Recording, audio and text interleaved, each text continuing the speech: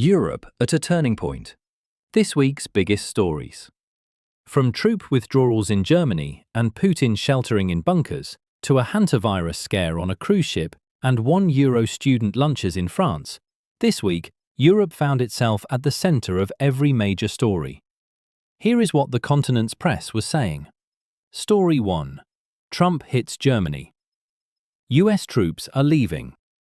According to the Pentagon, some 86,000 US troops are currently stationed in Europe, roughly 39,000 of them in Germany alone. That number may be about to fall sharply. Donald Trump has announced a significant reduction in America's military presence in Germany. Defense Secretary Pete Hegseth initially specified around 5,000 troops, but Trump himself has since suggested the number will be far higher. The announcement came after German Chancellor Friedrich Merz publicly criticized Washington's handling of the war in Iran. Austrian daily Der Standard noted a pattern forming. After Macron and Meloni, Merz has become the latest European leader to fall out of favor with the American president. Europe's growing resistance to Trump's impulsiveness is, the paper said, a good thing, but one with side effects. Britain's Independent urged Europeans to keep calm and push ahead with building a defense system less dependent on the United States, and to do so as rapidly and harmoniously as possible. Germany's Süddeutsche Zeitung raised a specific alarm. The withdrawal reportedly includes a US artillery unit equipped with long-range and cruise missiles, a unit explicitly planned to send a message of transatlantic strength to the Kremlin.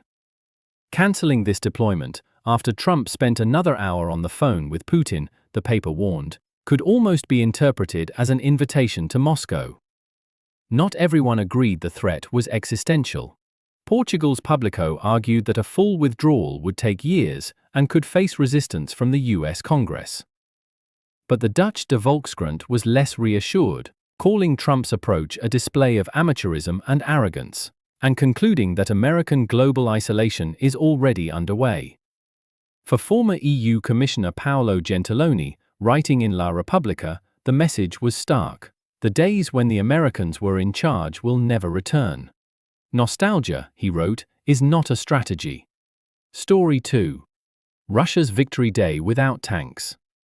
Russia's biggest annual display of military power, the 9th of May Victory Day parade on Red Square, will take place this year without a single tank, missile, or piece of heavy weaponry. What does that tell us?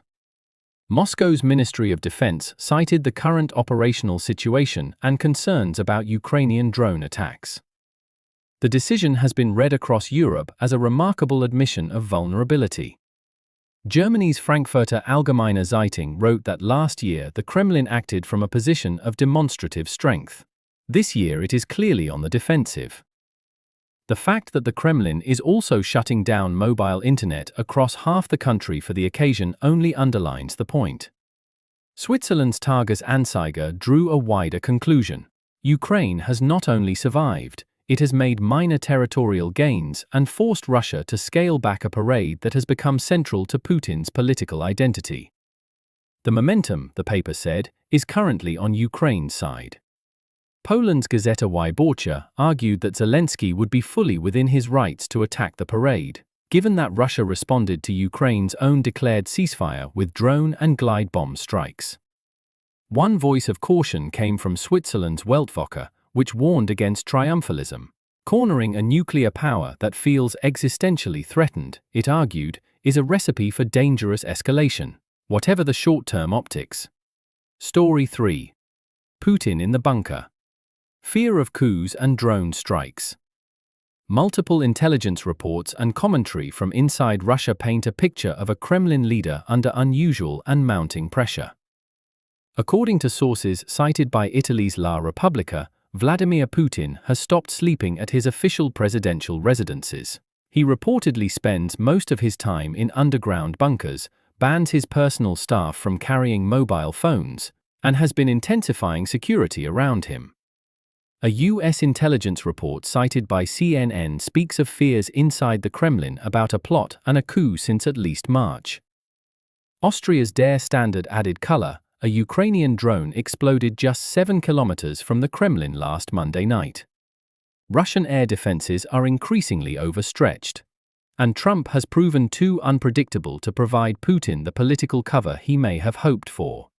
Poland's Polityka reported growing public discontent inside Russia, driven not so much by battlefield losses as by internet restrictions, intensifying repression, and the specter of a new mobilization. Russian political scientist Sergei Medvedev observed that Russians are finally beginning to feel the war, but lack the political tools to channel that discontent into anything meaningful, having had those tools dismantled over 25 years.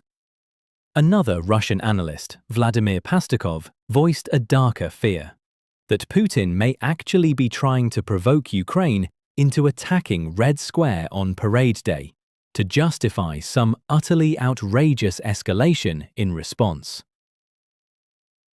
Story 4. Romania falls into crisis. Government collapses.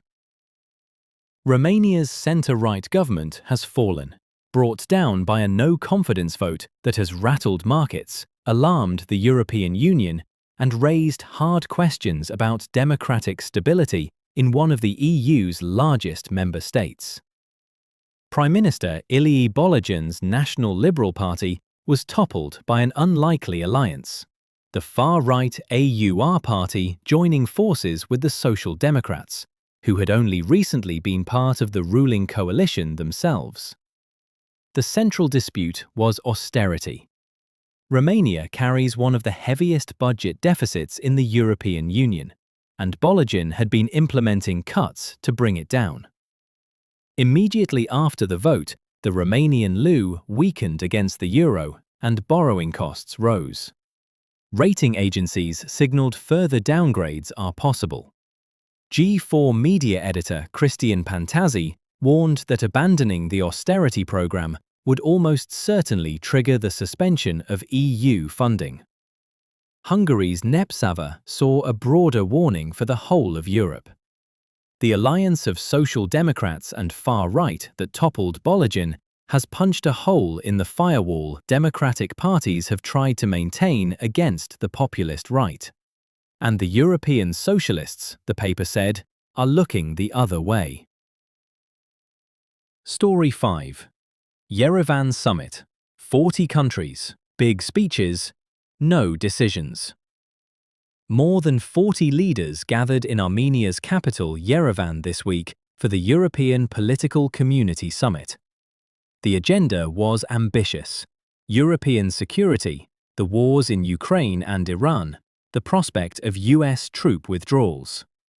The results were harder to pin down. Germany's TASS newspaper summed up the summit's limitations bluntly. Europe is stepping up its presence in the region, but has no real strategy to back it up. Armenian Prime Minister Pashinyan, who faces parliamentary elections on the 7th of June, was happy to play host and signal his pro-European credentials. But the risks, the paper warned, remain long after the cameras leave. One genuine development was a meeting between Armenian and Turkish delegations, the first contact at this level since 2008.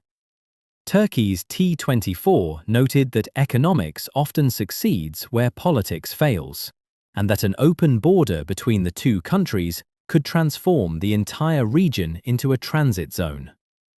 Russian analyst Arkady Dubnov offered a contrarian read. The summit's real significance lies not in what was said, but in what it signals for Armenia's upcoming election. If Pashinyan's party defeats the pro-Russian opposition, he wrote, Armenia's westward drift will accelerate, and Moscow knows it. Story 6. Hantavirus cruise ship reaches Tenerife. A new threat? A deadly hantavirus outbreak on a cruise ship has raised uncomfortable echoes of the early days of COVID, and uncomfortable questions about whether the world has learned anything. 3 people have died on the MV Hondius after contracting hantavirus, a disease with a mortality rate of around 50%. The ship spent 3 days anchored off Cape Verde before Spain allowed it to dock at Tenerife in the Canary Islands. The president of the Canary Islands publicly objected, citing a lack of transparency. Spain's El Mundo was reassuring on the wider public health risk. Hantavirus does not spread easily between humans and requires close contact. The current hypothesis is that the infected passengers contracted the virus during a birdwatching tour at a rubbish tip in Ushuaia, in southern Argentina. France Inter's Pierre Hasky was less sanguine. The failure to recognize early symptoms on board, he wrote, mirrors the hesitation and contradictions observed when coronavirus first emerged. His conclusion: the world has not learned from COVID and is still not collectively equipped to handle the next outbreak. Story 7. €1 student meals in France. Help or harm? France is expanding a popular scheme. From this week, any student, regardless of income, can buy a hot meal in a university canteen for just €1. The government has put €50 million behind it, but not everyone is applauding. Previously reserved for scholarship holders and low-income students, the €1 meal has now been universalized. Greek news site Liberal welcomed the move as meaningful relief, pointing out that the difference between paying €30 a month for food versus €150 or €300 is not trivial. France's L'Opinion offered a sharply different verdict. The measure, it argued, will produce shortages, long queues, a decline in quality, and, paradoxically, will redistribute resources away from the students who most need support, and toward those who don't. It called the scheme destructive and ultimately unfair. A small story, but one that captures a perennial European debate. When does universal social policy lift everyone up, and when does it inadvertently shortchange the most vulnerable? That's your European Press Review for the week of the 4th to the 8th of May, 2026. From the shores of Tenerife to the bunkers beneath Moscow, from Yerevan summit halls to the Romanian parliament, this was a week that reminded us that Europe's turning point is not a moment in the future. It is happening now. We'll be back next week with more from the continent's press. Until then, stay informed.